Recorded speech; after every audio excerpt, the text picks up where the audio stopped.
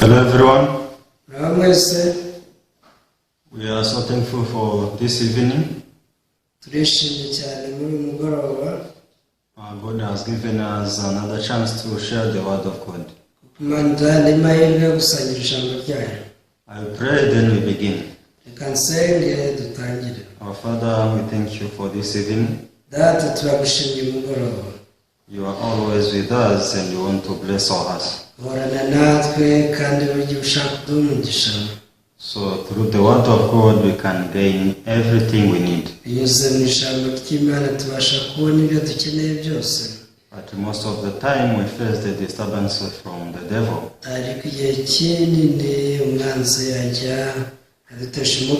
Since he knows the value of maintaining the word of God in our hearts.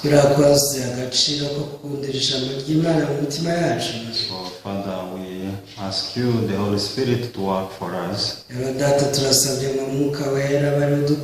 so that the word of God can be faith in our hearts. In the name of Jesus we pray everything. Amen. So today we share from the book of John chapter 8 from verse 1.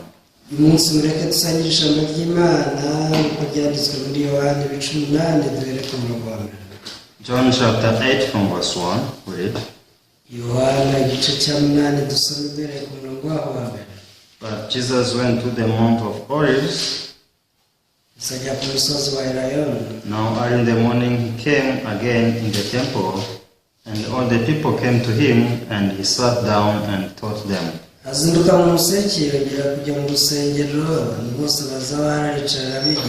Then the scribes and the Pharisees brought to him a woman caught in the adultery, and when they had set her in the midst,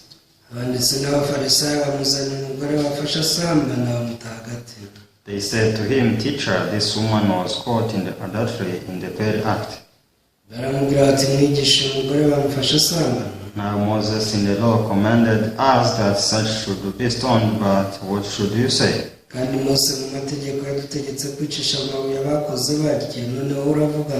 This they said, testing him that they might have something of which to accuse him. But Jesus stooped down and wrote on the ground with the finger, and thought he did not hear.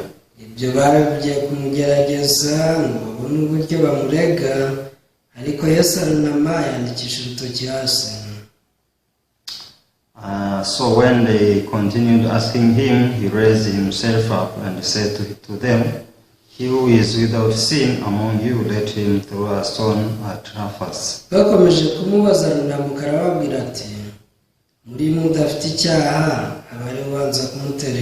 And again he stooped down and wrote on the ground.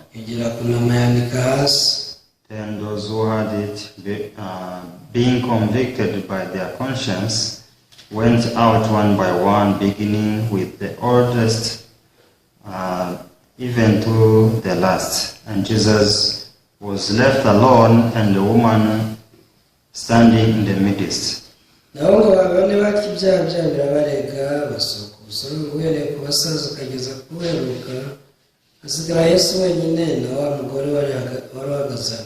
When Jesus had raised himself up and saw no one but the woman, he said to her, Woman, where are those accusers of yours?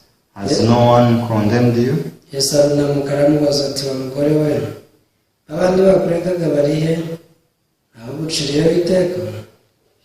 She said, No one, Lord. And Jesus said to her, Neither do I condemn you, and go and sin no more.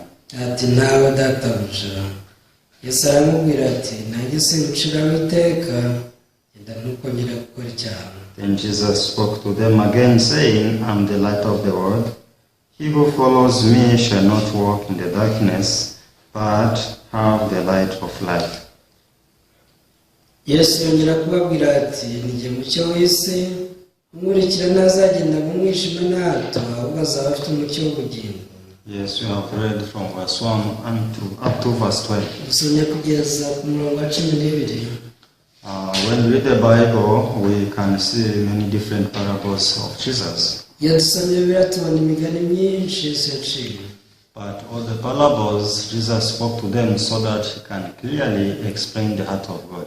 gusa iyi migani yose Yesu yayiciye kugira ngo asobanurire abantu umutima w'Imana. Because there is no one who could have known who God is. nta muntu n'umwe ashobora kwimenyesha Imana iyo ari yo. So no one knew God from the beginning. kubera ko ntawigeze amenya Imana uhereye kera kose. So only his son Jesus, he came in this world so that he can teach people who God is. umwana wayo Yesu Kristo niwe waje mu isi ayizi kugira ngo ayimenyeshe n'abantu. So he himself, he said, I didn't come for myself.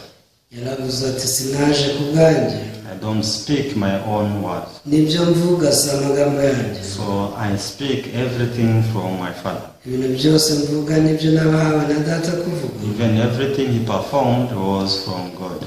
Yesu ibyo yakoze byose ni Imana yabimukoresheje. So we can see that in this book of John chapter 8, the story and parable of this woman who was caught in the act of adultery. rero muri iki gice cy'abana cya 8 tubonamo inkuru y'umugore wafashwe asambana. So many people, they know this story in the Bible. abantu benshi iyi nkuru barayizi. Even those who are not Christian, they know this story. n'abatari abakristo iyi nkuru barayizi. So, but the most important is not knowing the story which is recorded in the book of John chapter 8, but the most important is acknowledging the heart of God through this story. ariko burya ikintu cy'ingenzi si ukumenya ibyanditse muri bibiliya cyangwa inkuru zirimo, ahubwo kumenya umutima w'Imana uri muri izo nkuru. So, because we can ask ourselves why this woman was caught in the act of adultery. dushobora kubaza tuti kubera iki umugore yafashwe asambana. So, why this woman was brought to Jesus when she was caught? kubera iki yafashwe akazanwa imbere ya Yesu. So, where is the husband who was committing adultery with this woman? ubundi si umugabo barimo basambana bari hehe? So, there are so many questions we can ask ourselves once we read this story. hari ibibazo byinshi dushobora kwibaza iyo twumvishe iyi nkuru cyangwa tuyisomye. But when you understand this story clearly with the heart of Jesus, we can discover something new. ariko iyo wumvishe iyi nkuru ukakira umutima w'Imana uyirimo, wakira ibintu bishya. So this woman was caught committing adultery even though she knew that she will die. umugore yafashwe asambana nubwo yari abizi ko afashwe asambana yakwicwa. Because this was written in the law of Moses. ibi byari byaranditswe mu mategeko ya Mose. So anyone who will be caught committing adultery will be stoned until she dies. yuko uzafatwa wese asambana azicishwa amabuye. So even this knowledge was in the mind of this woman. ubumenyi nk'ubu bwari mu mutima w'uyu mugore. But however, she was caught. ariko yaje gufatwa. So I think in the beginning she was not willing to do it. ntekereza ko bigitangira atigeze yifuza kubikora. But there was a certain power which was pulling this woman to do it. ariko hari imbaraga zashoreye umugore kugeza abikoze. In the beginning, this woman thought that she can do it. mbere yatekerezaga ko ashobora kubyirinda. But finally, she was defeated by this power, invisible power. ariko amaherezo imbaraga zitagaragara zaje kumunesha. So, and she was caught committing adultery. yafashwe ari gusambana. So when she was caught, she was brought to Jesus. bakimufata baramushoreye bamuzana imbere ya Yesu. So because these Pharisees and the scribes, they thought that let's bring this woman to that man and see what he will do. abafarisayo bavuze bati mureke dushyire uriya mugabo uyu mugore maze turebe icyo amukoza. So actually, when they set this woman before Jesus, ubundi ubwo bajyanaga uyu mugore imbere ya Yesu, so they didn't know what is going to happen, but what they were sure was that now they set a trap before Jesus. ntibari bazi ikiri bubi, ariko bavuga bati uyu ni umutego tugiye kumutega. Because they spoke to him that this woman was caught in the act of adultery. baramubwiye bati rwose tumufashe ari gusambana. And in the law of Moses, he said, we shall stone such person until he dies. kandi mu mategeko ya Mose avuga ko tugomba kumutera amabuye mpaka apfuye. So what do you say about it? None wowe urabivugaho iki? So first, to say that don't stone this woman was not obeying the law of Moses. Bari bazi ko ntabwo ati nimutera amabuye araba asuzuguye amategeko ya Mose. Because he used to tell them that he came from God. Yajyaga ababwira ko ari we yaje avuye ku Mana. And they were sure that the law of Moses was the law from God. Kandi bari babizi ko n'amategeko ari Imana yahaye Mose. So how can God say that don't kill this woman, yet God spoke in the law that the woman should die? Baravugaga bati si Imana cyangwa avuye ku Mana yavuga gute ko umugore aticwa kandi ariyo yatubwiye mu mategeko ko agomba kwicwa. So let's see what he will do. Bati turebe noneho icyo abikoraho. So when they set this woman before Jesus, umugore bamugejeje imbere ya Yesu, they started to question Jesus.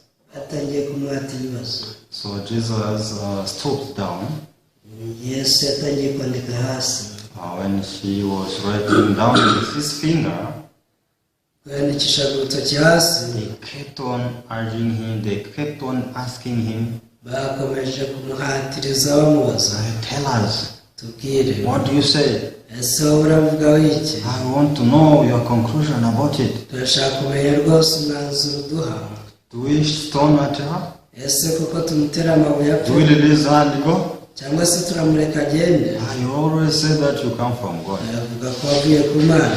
You tell us what we have to do. ngaho tubwire icyo tugomba gukora. So finally Jesus stood up Yesu yaje kunamuka. and he told them, he who has no sin, let stone at her first. arababwira ati ngaho muri mudafite icyaha abanza mutere ibuye. He who has no sin, udafite icyaha stone at her first. nabanze rwose abari bumutere ibuye. So and Jesus stooped down once again. Yesu yarongera yunamira yandika hasi. So when he was writing down with his finger, mu gihe yarimo yandikisha urutoki hasi, so Bible is saying those people, those Pharisees and the scribes, they went one by one. bivuga ko abafarisayo n'abanditsi batangiye kugenda urusorongo. No one dared to stone at this woman. nta n'umwe watinyutse gutera uyu mugore. Why no one stone at this woman? ese mutekereza ari iki cyatumye nta n'umwe umutera So ibuye? Bible spoke about it. ibi bibiliya bivuga. It's because in their hearts they were convicted in their conscience. bibiri bivuga ko ibyaha byabo byabashinje mu mitima yabo. And they started asking and questioning themselves in their hearts. nabo ubwabo batangiye kwishinja. In the beginning they are questioning at Jesus. mbere barimo babaza Yesu, Now they are questioning themselves in their hearts. ubwo batangiye kwibaza, Do I have sin or not? ese koko nta cyaha mfite? So am I clean or I am dirty? ese koko ndera cyangwa ndanduye? So this battle was happening inside of their hearts. iyi ntambara yatangiye kubera mu mitima yabo. So in the beginning they hadn't this battle, mbere ntayo bari bafite. but when Jesus picked their hearts, ariko Yesu amaze gukora ku mitima when yabo, Jesus showed something they didn't see before, ubwo yaberekaga icyo batabasha kubona mbere. when Jesus showed their hearts, ubwo Yesu yahishuraga imitima yabo, so they removed their eyes to this woman and they started to look themselves. amaso yarahanze ku mugore yamuvuye batangira kwireba. It's like telling them, arimo babwira ati, before judging this woman, mushinjira umugore, first check yourself. mubanze mwirebe. So are you better than this woman? ese koko muri beza kumurusha? Yes, this woman has a sin. nibyo koko yakoze She icyaha, was caught in the act of adultery. afite icyaha, nafashwe asambana. How about you in your heart? ariko se mwe nta cyaha mufite? So if you stand before God, are you clean? koko muhagaze imbere y'Imana mwavuga ko muri abera? Are you angels? bavuga ko muri nk'abamarayika? So when they thought about their hearts, batekereje ku mitima yabo, they were defeated by their conscience. imitima yabo yarabanesheje. So they went back. bahise They went back one by one. bahise basubirayo urusorongo. So until Jesus stooped up, kugeza igihe Yesu yunamukiye. when Jesus stood up, ubwo yunamukaga, Bible says he found this woman only was standing in the midst. ngo yasanze wa mugore bari bataye hagati ari we wenyine usigaye. So it means no one remained, only this woman. What does it mean? They are judging this woman, but also they are not pure, they are not righteous. So it means there is no difference between them and this woman. So normally this is how many people they live their spiritual life in this world. They point their fingers to the others. They judge others to be sinners. So but they don't check their hands clearly before God. There is something sad in this story. So when you keep reading, later on Jesus had a conversation with this woman. Especially when we read verse 10. The Bible says, when Jesus had raised himself up and saw no one but the woman, he said to her, "Woman, where are those accusers of yours? Has no one condemned you?" Yesu arunamuka aramubaza ati, wa mugore we, babandi bakuragaga barihe, ntaho guciriyeho iteka? Verse 11 said, Jesus said, she said, "No one, Lord." And Jesus said to her, "Neither do I condemn you, go and sin no more." Ati, ntawe databuja. Yesu aramubwira ati, nanjye siguciraho iteka, genda ntukongere gukora icyaha. So this is a short conversation between Jesus and this woman. Iki ni ikiganiro kigufi Yesu yagiranye n'uyu mugore. Yeah, it is short, but through this conversation, this woman was able to receive the new power she didn't have before. Nubwo ari ikiganiro kigufi, umugore yabasha kucyakiramo imbaraga atarafite. So I do not condemn you. Yesu aramubwira ati, singuciraho iteka. Go. Genda rero. Sin no more. Kongera gukora icyaha. If Jesus tells this woman that he does not condemn her, Yesu aramutse abwiye umugore ko adaciriweho iteka. If Jesus tells you that he do not condemn you, Yesu nawe aramutse akubwira ati, singuciraho iteka. so how can you accept it? Yesu byakira gute? So this woman was ready to be stoned until she died. Uyu mugore yamaze kwakira urupfu, yiteguye guterwa amabuye mpaka apfuye. So to listen this word of Jesus that you are not condemned, kumva ko Yesu atamuciraho iteka, it is not understandable. byari ibintu adashobora kwiyumvisha. How can this be understandable? Yavuze ati, bishoboka bite? So is it okay? Ese koko ni ukuri? Can I go? Nshobora kwigendera. So you do not condemn me? Ubu koko nta teka unshiriyeho. So you can understand how this woman was able to be rejoicing in her heart. Mushobora kumva umunezero uyu mugore yagize mu mutima we. So you can understand how much joy, unspeakable joy, she was able to receive in her heart. Mushobora kumva ibyishimo bitarondereka uyu mugore yagize. So what I want to tell you in this evening, rero icyo nshaka kubabwira muri uyu mugoroba, so we can see this woman standing before Jesus and before the law of Moses. ubu dushobora kubona uyu mugore ahagaze hagati ya Yesu n'amategeko. Because the reason why she was brought before Jesus was because of the law of Moses. Burya icyatumye azanwa imbere ya Yesu ni uko hariho amategeko ya Mose. Because the law of Moses used to say that if a man is caught committing adultery, stone at her until he died. Itegeko ryaravugaga riti, umuntu nimba afashwe asambana amutera amabuye mpaka apfuye. So that is the reason why this woman was brought to Jesus. Ni nacyo cyatumye azanwa imbere ya Yesu. So now we can see the law of Moses, ubu rero turabona hariho itegeko rya and we Mose, can also see Jesus. ariko hari na Yesu.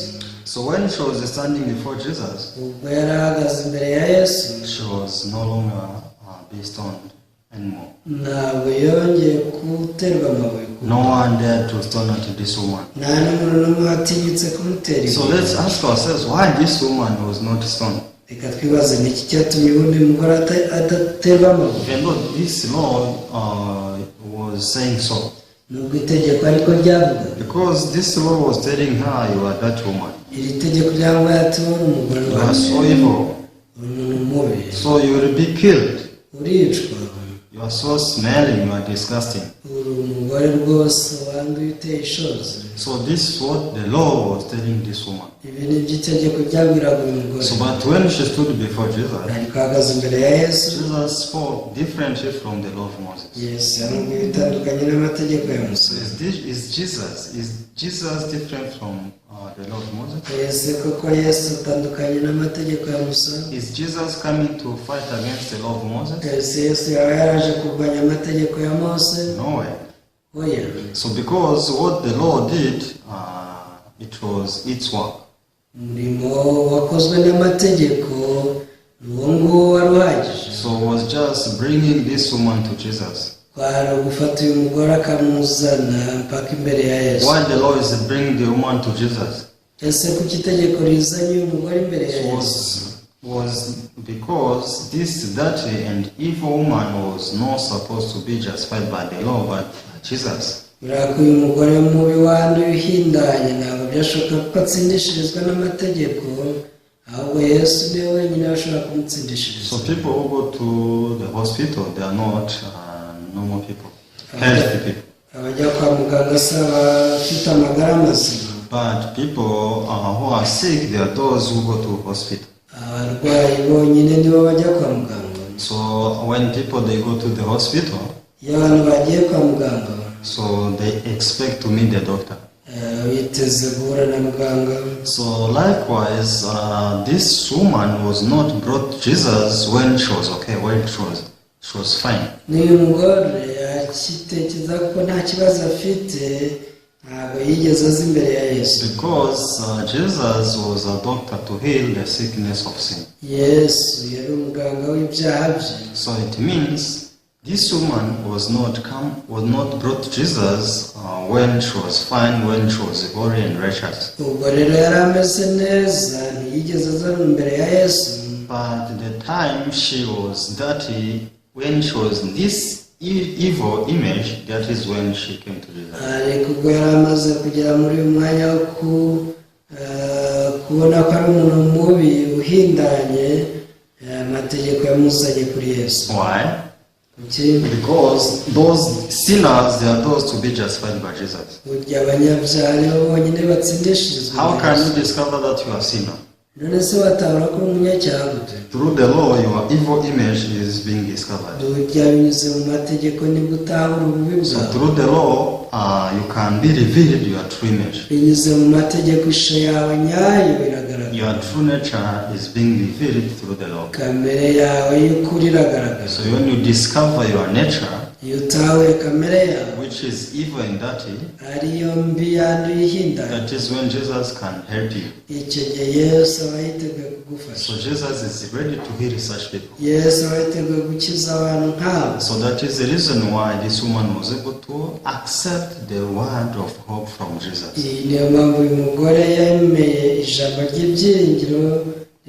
Imagine if this woman did not commit adultery.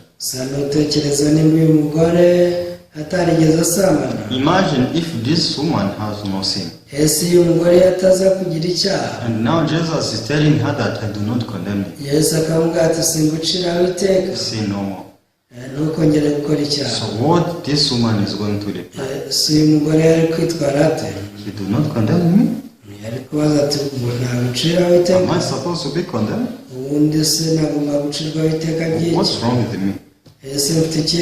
What if I did? I'm okay, I'm fine. Even I was not supposed to be condemned. So but the story of this woman is different. She was revealed her true nature. Even she had become speechless. Even she was accepted to die. I have nothing to say. I have become speechless. So I'm dying now. So when she received the word of hope from Jesus, she accepted it with joy. And this word was able to save this woman. So not only this woman, even you and me. The reason why God wrote such stories in the Bible is because God wants to guide our hearts how our salvation can be fulfilled. So when people they realize how evil they are, like this woman who was caught in the act of adultery, so definitely they receive the same salvation this woman received. Because this is how Jesus works. So there is the difference between before meeting Jesus and after meeting Jesus. So before you meet Jesus, you are sick. How about after you meet Jesus? After meeting Jesus, you were recovered. You are only thankful. So, but before you meet Jesus, you have fear, you have condemnation. So, but after you meet Jesus, the fear goes away. There is no condemnation in your heart. So we can see that there is the new law in Jesus which can justify everyone.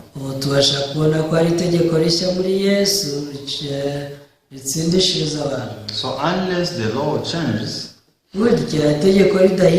this woman should die definitely.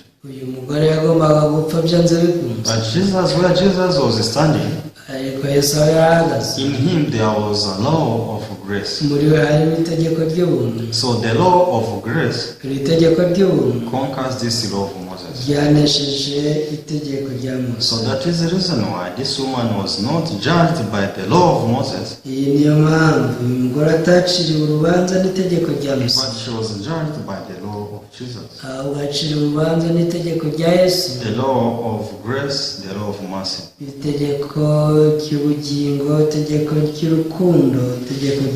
So God wants us to be justified by this law.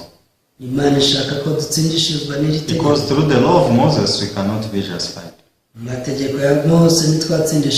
the law of Moses do is just showing you how dirty and how evil you are. So after you discover your true image, so you are a person who can only be justified by the law of Jesus. I do not condemn you. You are holy. Because the reason why Jesus said so, it's because he knows how painful it was on the cross.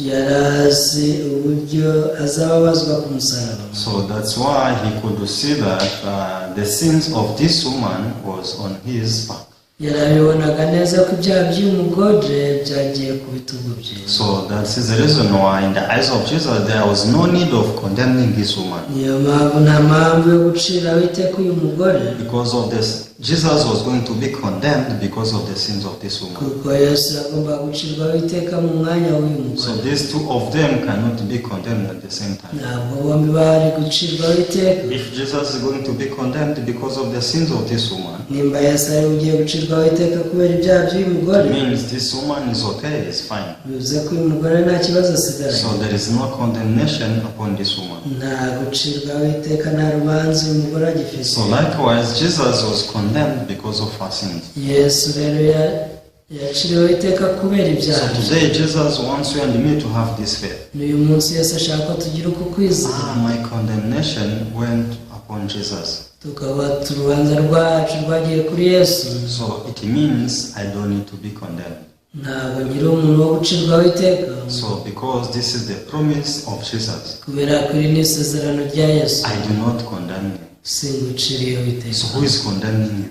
So sometimes you think that God is condemning you, but it's not Jesus, not God. But the devil is trying to make you fearful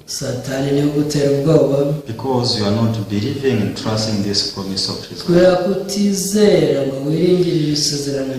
So when we read the book of 1 Peter chapter 2 verse 10. Urwa mbere rwa Petero ibice bibiri umurongo w'icumi. Who once were not a people, but are now the people of God, who had not obtained mercy, but now have obtained mercy. Urwandiko rwa mbere rwa Petero ibice bibiri umurongo w'icumi haranditse ngo kera ntimwari ubwoko, ariko none ni ubwoko bw'Imana. Kera ntimurakababarirwa, ariko none mwarababariwe. So this is what the Bible says. Nicyo bitubwira. There is before and now. Hari kera hakaba n'ubu. So you were not a people, but how about now? Now we are people of God. Kera rwose ntibari ubwoko, ariko si ubungubu ubwoko bw'Imana. We had not obtained mercy before, but now we obtained mercy. Kera wari umunyabyaha, ariko none ubu warababariwe.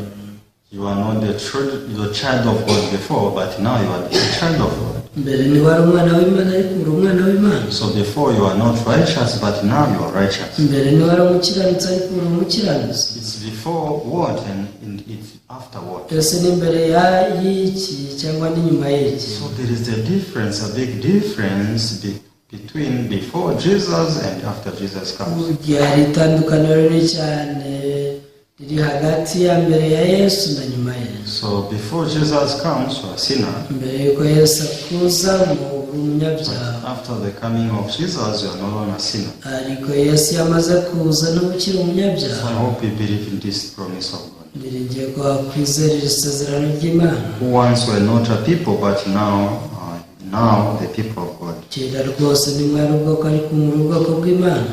Who had not obtained mercy, but now have obtained mercy. Kera mwari abanyabyaha mutarababarirwa, ariko mwarababariwe. There is a new life after this woman met Jesus. Uyu mugore amaze guhura na Yesu yakiriye ubugingo bushya. So likewise, there is the new life in you after you meet Jesus. Nawe rwose ufite ubuzima bushya hanyuma yo guhura na Yesu. I hope we have this hope that Jesus is not condemning us. Ndiringiye ko wabana n'ibi byiringiro byo kuba Yesu atagucira urubanza. So we are in peace together with God. Ukaba amahoro mu Mana. I hope we live with this joy because God reserved this joy for us. Reka ndiringiye ko wabana n'ibi byishimo kuko ari byo Imana yaguteguriye. Please don't believe the way you feel. Ukizera amarangamutima yawe. Don't believe the way you see. Ukizera ibyo ubonesha amaso. Only believe and trust the word of Jesus. Ujye wizera ijambo ry'Imana ryonyine aba ariryo wiringira. I hope we live in peace with God. Reka niringire ko tuzaba amahoro ku Mana. Let's pray. Dusenge. Father, thank you for this evening. Data tugushimiye kubw'uyu mugoroba. We used to think that there is a difference between we and this woman. Dutekereza ko twe n'uyu mugore wafashwe usambana dutandukanye. But as we read the Bible closely, ariko dusomera twitonze. so we discover that this woman is standing for everyone. Twatawe ko uyu mugore aduhagarariye twese. So this woman was caught in the act of adultery. Ninjiye umugore wafashwe usambana. So when I stand in the feet of this woman, igihe mpagaze umwanya w'uyu mugore. So as this woman was led by Jesus into salvation, uyu mugore yayobowe na Yesu agashyika ku gakiza. so likewise my heart is led into the true salvation prepared by God. ni ku mutima wanjye wayobowe mu gakiza kateguwe n'Imana. So I hope you give this same grace to everyone. Igihe ko abantu bose bakwakira ubuntu. Please don't allow people to trust themselves.